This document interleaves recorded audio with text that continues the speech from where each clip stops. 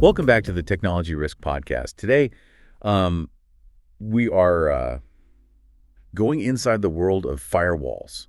You know, those digital shields protecting us from those constantly changing cyber threats. Right. Yeah. We've gathered a bunch of research and real-world examples to show why firewalls were even more critical now than ever before. Definitely. And we'll dig into what truly makes a firewall current generation so you can make informed choices about choosing, configuring, and maintaining the best firewall to protect your valuable data and systems. You know, it's interesting. Firewalls have been around for forever, it seems. Yeah. But their role has become even more crucial in today's world. You know, with all these threats, For sure. we're seeing these super sophisticated attacks that target anyone and everyone, not just big corporations anymore. Absolutely. It's not just about keeping your data safe from hackers anymore. Right. It's also about making sure your business can keep running without interruption, keeping your reputation safe, and staying on the right side of all those regulations that are getting stricter all the time. You're right on the money. A single cyber attack can completely wipe out a business, Yeah. you know, leading to financial losses, legal headaches, and damage to their brand that they can't recover from.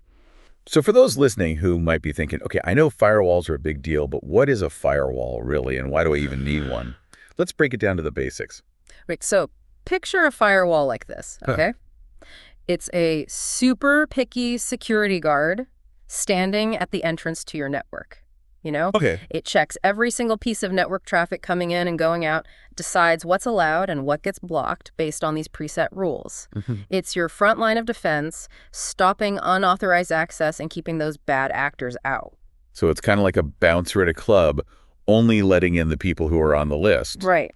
But in this case, the list is full of legitimate network traffic, while those trying to sneak in are malware hackers and other cyber threats. That's actually a perfect analogy. And just like a good bouncer, a firewall has to be alert and quick on its feet. Because cyber threats are constantly evolving, right?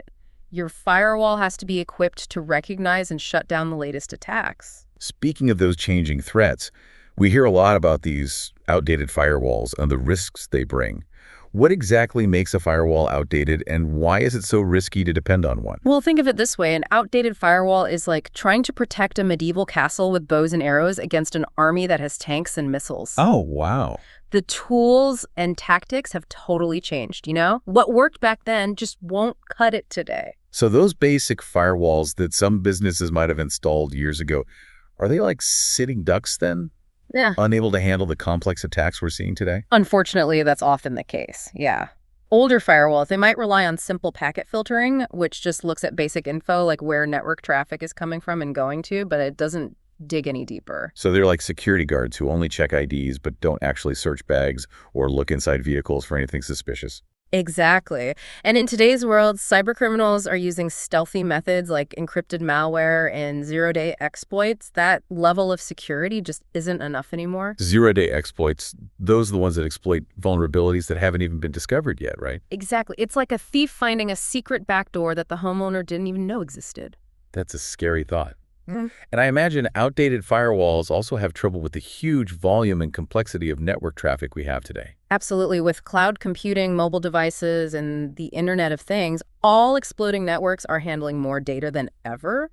Older firewalls can easily get overloaded, leading to performance issues and even security gaps. So it's not just about how complex the attacks are, but also the sheer scale and speed of modern network traffic. Right, and then there's the issue of visibility. Outdated firewalls often don't have the advanced logging and reporting that modern ones do. So they might be stopping some attacks, but you wouldn't really know, or you wouldn't have the detailed information needed to investigate and respond properly. Exactly. It's like having a security camera that records blurry footage. You might see something happen, but you can't tell who did it or what actually went down. And in a world where data breaches can cost companies millions and ruin their reputation, that lack of visibility can be a disaster. You got it. We've seen so many businesses suffer huge losses because they were relying on outdated firewalls that just couldn't detect or stop breaches. So the takeaway is, don't cheap out on your firewall. It's a crucial investment for your business's safety and ability to bounce back. But let's be real, not every business can afford or even has the expertise to manage a complex enterprise-grade firewall. That's true, but there are options out there for businesses of all sizes. And the good news is that modern firewalls are becoming more user-friendly and affordable even for small and medium-sized businesses. It's good to hear. But before we get into the details of choosing and setting up a firewall, let's talk about what really separates a current generation firewall from those older, outdated ones. What are the key features and capabilities that businesses should look for? Well, one of the biggest advancements lately has been deep packet inspection, or DPI. You see, traditional firewalls just look at the basic info of network packets. Right. But DPI lets the firewall look deep inside the data being transmitted. So it's like a customs inspector who doesn't just check the shipping label, but opens up the package and examines what's inside. Precisely. DPI lets the firewall spot malicious code, suspicious patterns, or even specific keywords that could be a sign of a threat, even if the traffic is disguised or encrypted. That's a game changer, especially with all the encrypted malware and sneaky attack techniques out there. It is, and DPI is just one example of the advanced threat detection you get with modern firewalls. So what other features should businesses be on the lookout for? Intrusion prevention systems, or IPS, are another vital part of a strong firewall. These systems go beyond just blocking known threats. They actually analyze network traffic for any behavior that looks fishy, like an attack in progress. So they're like security guards trained to not only spot specific individuals on a list, but also any suspicious activities that need more investigation. Exactly. IPS can detect things like port scans, buffer overflows, and other methods attackers use to exploit vulnerabilities. And I bet these systems are constantly getting updates with the latest threat intelligence to stay ahead of cybercriminals' ever-changing tactics. You bet. Reputable firewall vendors have dedicated teams who track emerging threats and create signatures or rules that allow the firewall to identify and block these attacks right as they happen. That's incredible. It's like having a team of researchers and analysts working 24/7 to keep your firewall one step ahead of the bad guys. It is, and that level of proactivity is essential these days when attacks can come from anywhere in the world at any time. This has been super helpful, and we'll be back in a bit to continue talking about firewalls here on the Technology Risk Podcast. Don't forget to subscribe to the show on Spotify or Apple Music so you don't miss the next part. We were talking about how important it is to detect and respond to threats proactively, and how those modern firewalls are using those advanced features like DPI and IPS to handle, all those changing threats. Right? Those features really sound like they're bringing firewalls, up to speed. They're not just a wall anymore. It's like a whole security system that can analyze and adapt and respond to threats right as they happen. Yeah, exactly. That ability to adapt is key. Another crucial aspect of these new firewalls is how well they work with a whole security ecosystem.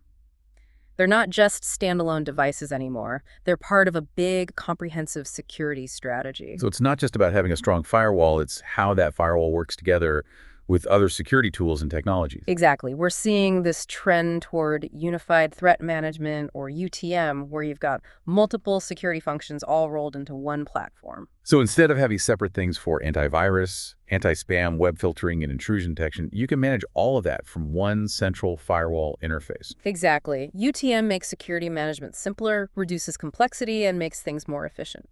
It's like having a central command for all your security stuff. That makes a lot of sense, especially for businesses that may not have those big IT teams or dedicated security experts. Absolutely. And UTM platforms often have features like centralized reporting and logging, which can give you valuable insights into your security setup and help you spot potential weaknesses or areas you can improve. So you can see not only what threats are being blocked, but also where they're coming from, what methods they're using, and how well your security measures are working. Right. That level of visibility is essential for proactive security management and responding to incidents effectively. This is all fantastic information, but I'm sure our listeners are eager to hear about the practical side of things. We've talked about why firewalls are so important and the features of these modern systems. But now let's get into the how. How does a business choose the right firewall for its specific needs? Choosing a firewall is a lot like finding the right pair of shoes. Okay. There's no one-size-fits-all. You got to think about your own needs, your walking style, and the kind of ground you'll be walking on. I like that analogy. So what are some of the main factors businesses should consider when they're looking for a firewall? Well, the size and complexity of your network are really important. A small business with one location and a few employees is going to have different needs than a large company with multiple branches, remote workers, and a complicated network setup. So it's about scaling the solution to fit the size and scope of the network it's protecting. Exactly. And then you have to think about what kind of business you are and the data you handle. Are you in a highly regulated industry like healthcare or finance, where data privacy and security are absolutely crucial? Do you handle sensitive customer information like credit card numbers or personal health records? Those factors would definitely influence the level of security and the types of features you'd need in a firewall. Absolutely. And of course, you have to consider your budget. Firewalls can range in price from a few $100s for basic models to tens of thousands for enterprise-grade solutions. It's about finding that balance, the right mix of protection and affordability. Right. You don't want to spend too much on features you don't need, but you also don't want to skimp on security and leave yourself open to attacks. Okay, so we've thought about network size, data sensitivity, and budget. What other factors should we be aware of? How easy the firewall is to manage is really important, especially for businesses that don't have dedicated IT security teams. Look for a firewall that's easy to use, has a user-friendly interface, and clear documentation. So it's about finding a solution you can actually manage and maintain effectively without needing a degree in cybersecurity. Exactly. And performance is key, too. You don't want your firewall slowing down your network or creating bottlenecks that impact your business operations. So you need a firewall that's not only secure, but also efficient and doesn't get in the way of your productivity. Right. Modern firewalls are designed to be both powerful and high-performing, but it's still something to consider, especially if you have a network with high bandwidth or applications that need low latency. These are all excellent points. So once a business has chosen a firewall, what are the key steps for configuring and maintaining it to get the best possible security? Configuration is super important. Don't just rely on those default settings. Take the time to understand your network traffic, identify your most important assets, and create rules that allow legitimate traffic while blocking anything suspicious. So it's about tailoring the firewall to your specific needs and security policies, not just using a generic setup. Exactly. And don't forget about regular maintenance. Keep your firmware updated, review your logs regularly, and do periodic security audits to make sure your firewall is doing its job. It's like taking your car in for those regular tune-ups and oil changes. You can't just assume everything's running smoothly. You need to actively check and maintain it to prevent problems down the line. That's a great analogy.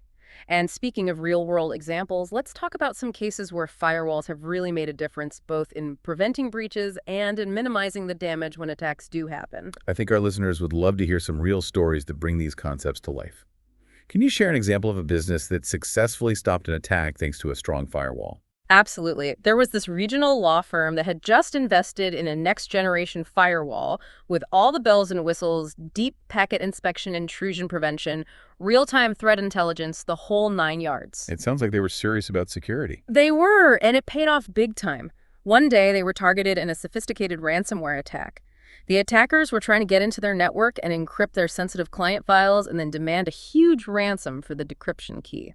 That's a nightmare for any business, Yeah. particularly one that deals with confidential legal documents. It is, but here's what happened.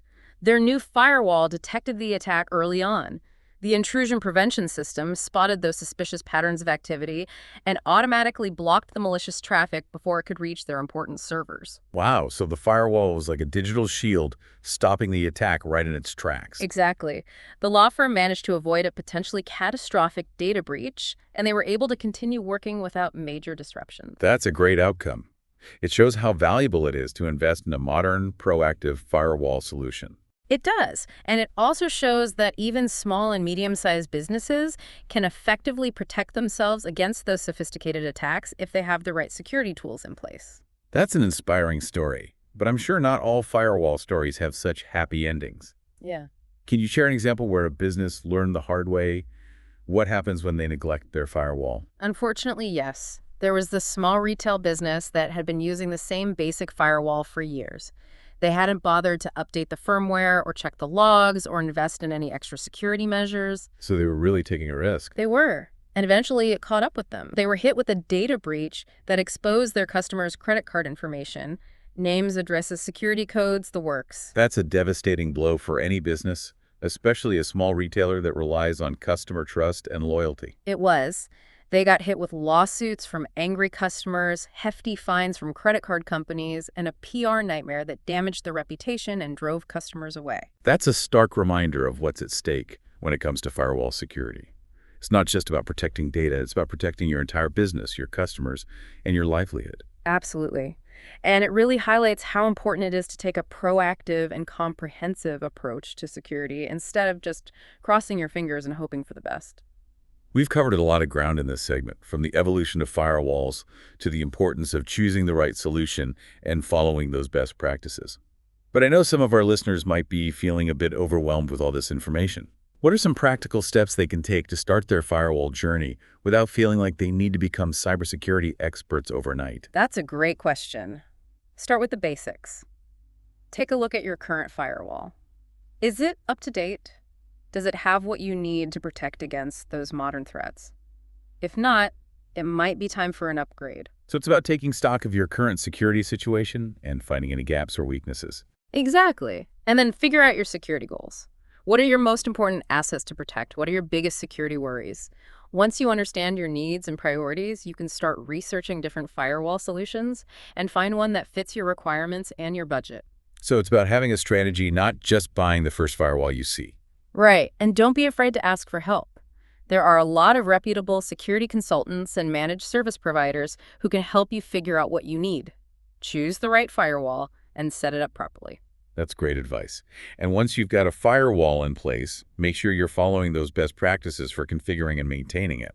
Don't just rely on the default settings. You're absolutely right. Customize your firewall rules to match your specific network traffic, enable logging and monitoring to keep track of activity, and schedule those regular firmware updates to make sure your firewall has the latest defenses. So it's about actively managing your firewall, not just setting it and forgetting about it. Exactly. Firewall security is an ongoing process, not a one-time thing. And remember, you don't have to do it all alone. There are tons of resources out there, online forums and communities, industry conferences, training courses, you name it. Tap into those resources, connect with other professionals, and keep learning. That's great advice. This cybersecurity landscape is always changing, so staying informed and adapting your defenses is key. We'll be back with you in a bit for the third and final part of this episode of the Technology Risk Podcast. Make sure to subscribe to the podcast on Spotify or Apple Music if you haven't already. Welcome back to the Technology Risk Podcast. We're wrapping up our talk about firewalls, and you know how they fit into cybersecurity. Yeah, we've gone through a lot already. Oh, we have. From the basics to all those fancy features of modern firewalls and how important it is to be proactive with setup and maintenance. Exactly. And for this last part, I want to kind of zoom out and look at the bigger picture. Mm-hmm. The future of firewalls. Technology never stops changing, and the threats are only getting more complex. So where do firewalls stand in this constantly shifting environment? That's a great question. And the thing is, firewalls are evolving right alongside everything else. They're incorporating those cutting-edge technologies to stay ahead of the game. Like what? What are some of the big trends shaping the future of firewalls? Well, one of the most exciting things is how artificial intelligence and machine learning are being integrated into firewall technology. Okay. You see, traditional firewalls, they use static rules and signatures to catch threats. Yeah. But AI-powered firewalls can analyze tons of data, learn from previous attacks, and spot patterns that might point to malicious activity, even if it's something totally new. So they're getting smarter and more proactive. Exactly. AI can also help automate a lot of the work that firewall administrators do manually right now, like identifying and blocking bad traffic. Right. This frees up those human analysts to focus on the really tricky threats. That's a huge advantage, especially with the shortage of cybersecurity professionals. What other trends are you seeing out there? Another big shift is toward what we call cloud-native security.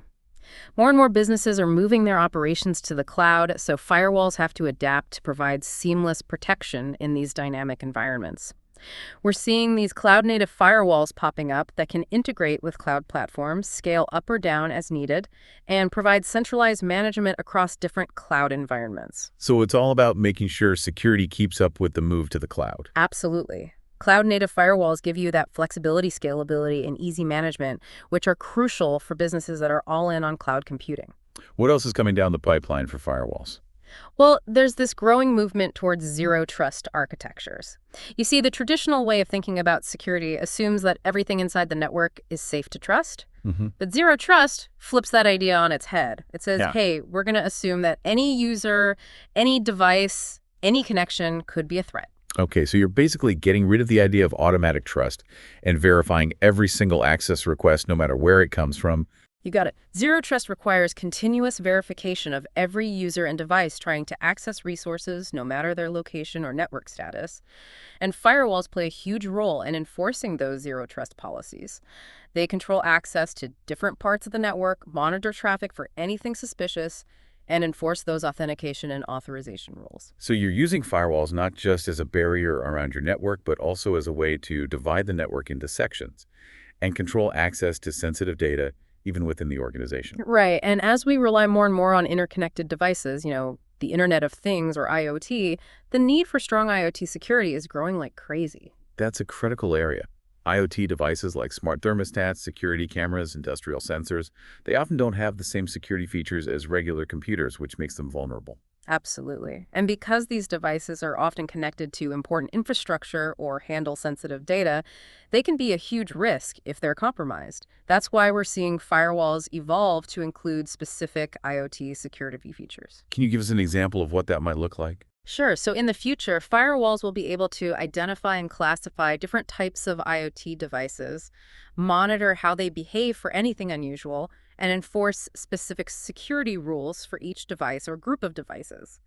They'll be able to detect and block malicious traffic coming from or going to those devices, stopping them from being used as entry points for attacks. So it's about treating IoT devices as important parts of the security system, not just something you add on as an afterthought. Exactly. And by working with other security tools like intrusion detection systems and vulnerability scanners, firewalls can provide a comprehensive layered approach to IoT security. It's amazing to see how firewalls are changing and adapting to the challenges of the future. They're becoming more intelligent, more adaptable, and more integrated into the overall security landscape. It is. It shows how innovative and adaptable the cybersecurity industry is. We're always facing new threats and challenges, but we're also coming up with new solutions and strategies to handle those risks. This has been a really insightful conversation. We've explored the evolution of firewalls, the important features of modern systems, and the exciting trends shaping their future. And we've stressed how important it is to be proactive about security management, do that ongoing maintenance, and stay in the know about the latest threats and vulnerabilities. Absolutely. And remember, cybersecurity isn't just about technology. It's about people. It's about making smart choices, being aware of the risks, and taking those steps to protect ourselves and our organizations. Couldn't agree more. We all have a part to play in making a safer and more secure digital world. That wraps up our deep dive into firewalls. We hope you found it informative and engaging. And we hope it's encouraged you to take a good look at your own firewall security and make sure you have the right protection in place. Thanks for joining us on the Technology Risk Podcast. Don't forget to subscribe to the show on Spotify or Apple Music so you don't miss our future episodes. Until next time, stay safe and stay informed.